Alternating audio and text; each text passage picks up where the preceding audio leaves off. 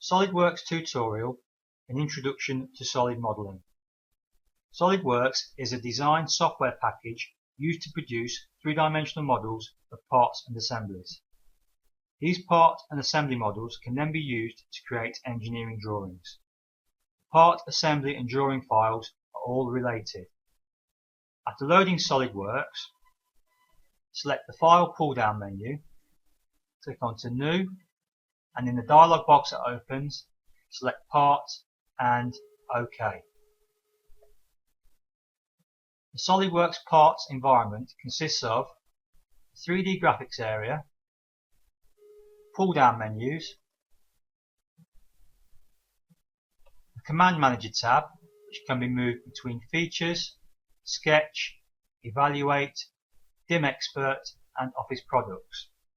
Of these tabs, it is the Features and Sketch which are most commonly used.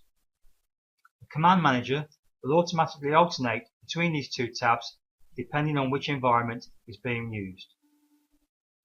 On the left hand side of the screen is the Feature Manager design tree, which will include an overview of the features that have been created.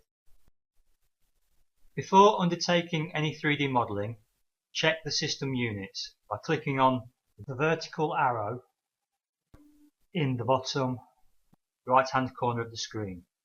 Ensure they're set to millimetre, gram and second.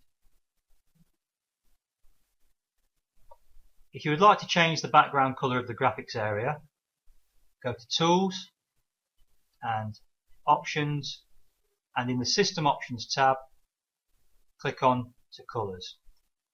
For 3D modelling, a gradient style background seems to work best. So click on to Top Gradient Colour, Edit and select an appropriate colour from the palette and select OK.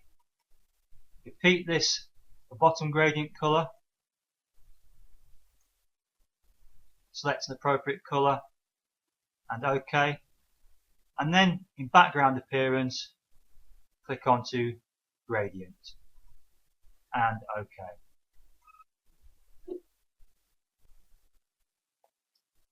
SolidWorks models are developed from a series of three-dimensional features. These features are first created by producing two-dimensional sketch geometry, which is then extruded or revolved to add thickness or volume. The first feature within a model is created by producing a sketch on either the front, top or right plane. In an empty model, the only feature options available are extruded boss base or revolved boss base. Starting with an extruded boss base, select the sketch plane on which to draw the feature cross section. Let's choose the top plane. Upon choosing the top plane, the working environment changes from three-dimensional to the two-dimensional sketch mode. While in sketch mode, the Exit Sketch and Cancel Sketch icon are present in the top right hand corner of the graphics area. The Feature toolbar has now been replaced with the Sketch toolbar in the Command Manager. Sketching in SolidWorks requires a slightly different approach to what you may be used to, particularly if you used 2D CAD drafting to produce engineering drawings.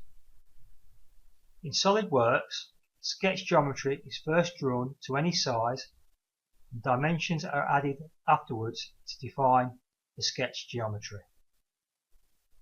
Let's start by drawing a rectangle anywhere in the graphics area. Click on the down arrow next to the rectangle tool and select Center Rectangle. Left click to position the center point of the rectangle anywhere in the graphics area. Drag out a rectangle to any size. Left click to place, and to cancel the rectangle tool, either press Escape or right click and choose Select. We now need to add dimensions to govern the size of the rectangle.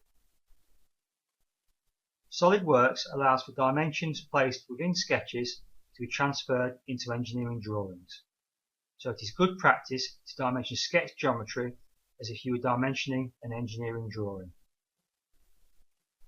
Choose Smart Dimension from the Sketch toolbar and left-click one of the horizontal edges. Drag out the dimension and left-click to place. In the dialog box that opens, enter the required dimension value and click on the tick to select OK. Repeat this process for one of the vertical edges. Enter the value and select OK. The size of the rectangle is now defined. If you now try to add a dimension for one of the other two edges, a dialog box will open which warns that adding this dimension will overdefine the sketch. This is a useful tool within SolidWorks, especially for the inexperienced design draftsman. Cancel the dialog box and choose Select to exit the Smart Dimension tool. Another useful feature within the sketch environment is a functionality to tell the user when the sketch geometry is fully defined or fully dimensioned. A label at the bottom of the graphics area informs us the sketch is underdefined. The minus sign next to Sketch 1 in the Feature Manager is also an indication of an underdefined sketch. A fully defined sketch will contain all the information required for component manufacture, so this is a good indicator to whether or not dimensions have been missed. With the rectangle sketch, we have already established we have enough information regarding the size of the rectangle. What we have not added is the position of the rectangle relative to the origin. We could add dimensions to specify the position of the rectangle using the Smart Dimension tool.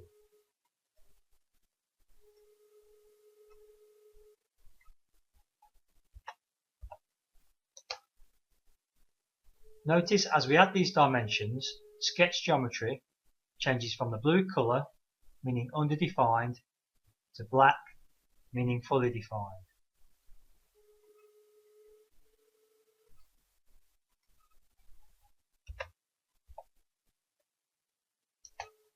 Notice also the note at the bottom of the screen has changed to fully defined.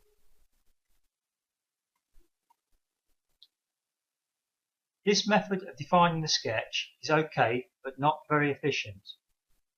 A person reading the engineering drawing is not concerned with the position of the rectangle relative to the SolidWorks origin. A more efficient method of defining the sketch is to fix a point within the sketch geometry at the origin. The best point to fix would be the sketch datum. Let's delete and redraw the rectangle using the rectangle center as the datum.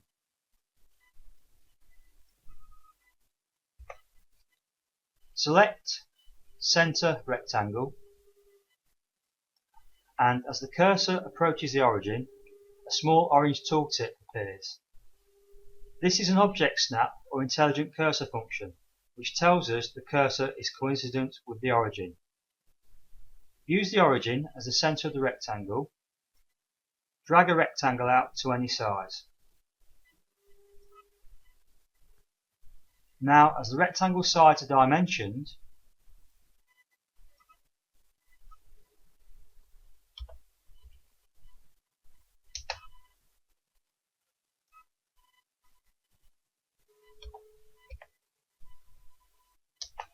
the sketch geometry becomes defined because the size and position of the rectangle relative to the origin are known. Hopefully you will agree this functionality within SolidWorks is useful, as one of the major problems when producing engineering drawings is missing out dimensions. With the sketch defined, We can now think about extruding the rectangle to add some thickness to the model. Click on Exit Sketch and the Boss Extrude Manager opens. The Feature Manager moves over into the graphics area. Starting with a blind extrusion, thickness of the extrusion can be altered in depth 1.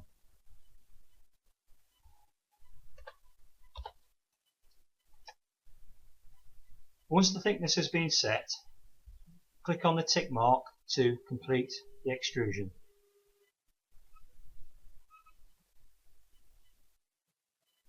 In the Feature Manager design tree, we now have Boss Extrude 1, including the sketch containing the feature geometry. We can now add a cylindrical extrusion to the model by selecting Extruded Boss Base again. We now have the choice of producing a sketch on either the front, top or right plane, or any of the 6 faces created in Boss Extrude 1. Let's choose the top face. Choosing the top face takes us back into sketch mode. From the View Orientation menu, select Top View. Using the Circle command, place the centre of the circle at the origin and drag out a circle to any size. We can now use the Smart Dimension tool to dimension the diameter of the circle.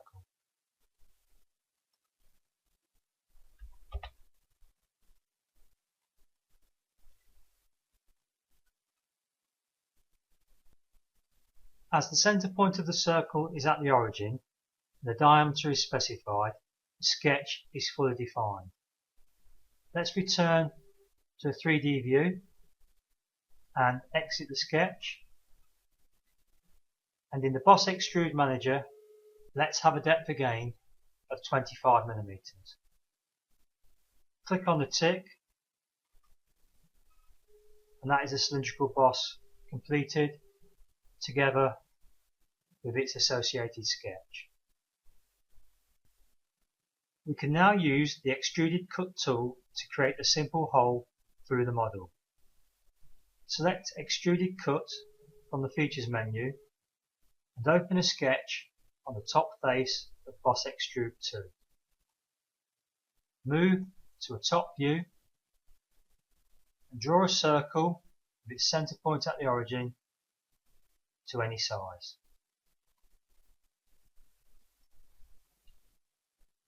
Use the Smart Dimension tool to give the circle a diameter of 20mm.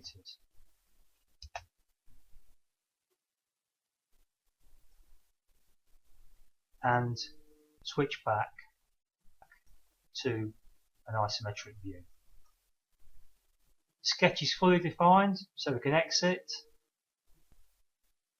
In the Cut Extrude Manager, in the End Condition option, select Through All and click on the tick. And that is the hole completed. Modifications to model features are easy in SolidWorks. Right-click the feature to be modified and select Edit Feature. This allows us to modify the depth of the extrusion and also its direction if required. When the modifications are complete, select OK. Sketch geometry can also be modified by right-clicking and selecting Edit Sketch. Double-clicking on a dimension allows us to change its value.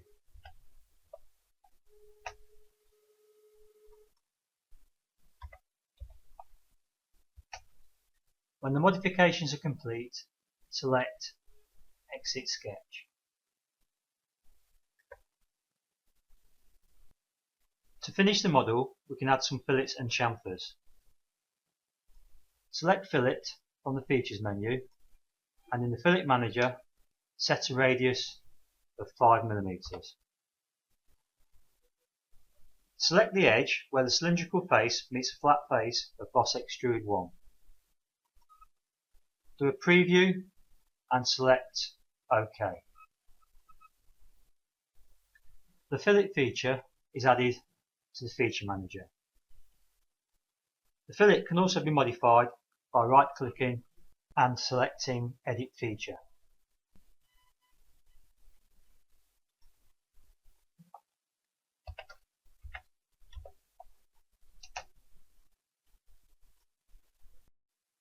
We can add a chamfer to the top and bottom of the hole. In the chamfer manager, specify the chamfer size and click on the top inside edge of the hole.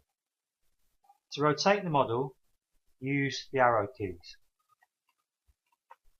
Click on the bottom edge of the hole and select OK. From the View Orientation menu, return to an isometric view. That's the chamfer complete and added to the feature manager. That's it for this tutorial. During the tutorial, we have covered some of the basic steps of three-dimensional modelling using SolidWorks. Even the most complex of models will start from reasonably simple two-dimensional sketch geometry. If there is anything you have not understood, particularly the importance of fully defining sketch geometry and also modifying features and sketches using the Edit Feature and Edit Sketch options, please go back and watch these parts of the tutorial again.